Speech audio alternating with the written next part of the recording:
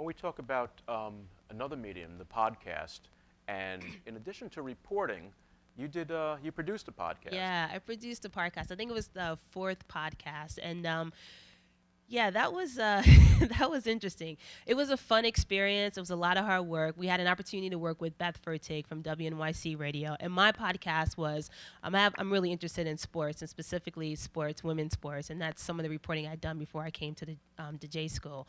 But I did a podcast really around health issues and how in the New York City public schools, a lot of kids aren't getting gym. Gym is just being cut out or cut back to the sense that kids aren't getting the exercise that they need. So my story was on sort of what's happening in gym in the public school. My classmate Megan, she did another complimentary sort of health piece on sort of food and diet in the public school system. And so I was responsible for sort of putting the entire show together, which included making sure that everyone had all their stories. And there was another, maybe two other stories in the podcast. It's escaping me now. So I think all total we have 4 stories in the podcast. So it was mine and then 3 other individuals. And so as the producer of the podcast, it was my job to make sure that everyone was getting their stories done and staying on top of that and then putting it all together, working with the team to edit. We also had to have one expert source or do have an expert interview. So I had to contact, find someone who can sort of feel comfortable talking about the issues of, gym being cut back in public school and facilitate an interview with that. And Beth Fertig was kind enough to actually do the interview, but I had to sort of find the person, set it up, make sure it happened, make sure everyone's ready when we called the person.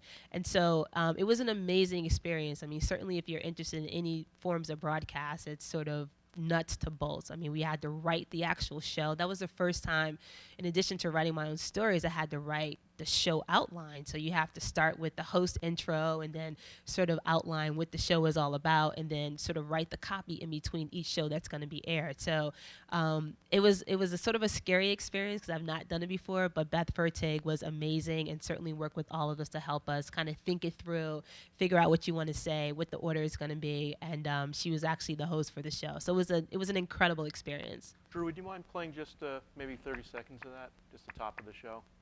Williston is our editor, Tina Penn.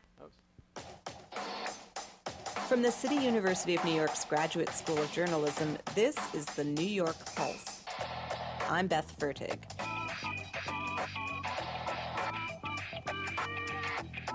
New York City has banned smoking. It's ordered restaurants to phase out trans fats, and the city is taking a closer look at physical education and health in the public schools.